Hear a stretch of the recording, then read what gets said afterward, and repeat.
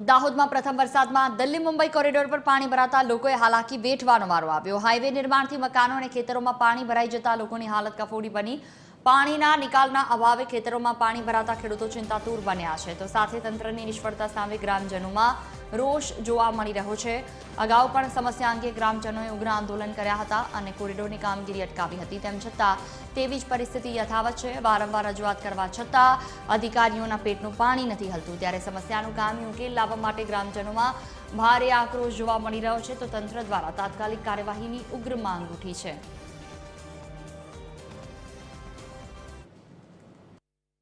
સરકારશ્રી અને તંત્ર અને આ નેશનલ હાઈવેનું પેટનું પાણી હાલતું નથી। આજે પહેલા જ વરસાદની અંદર અમારા વસ્તી ગામની અંદર ઘરોમાં પાણી ઘૂસી ગયા છે, ખેતરોમાં પાણી ઘૂસી ગયા છે।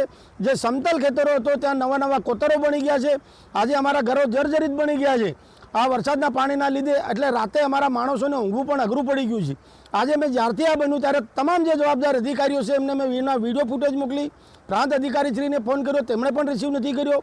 જે આ નેશનલ હાઈવેના પીડી છે વિરેન્દ્ર જયસ્વાલ, એમને ફોન કર્યો, ચાર ફોન કરવા છતાં તેમણે પણ મારો ફોન રિસીવ ના કર્યો।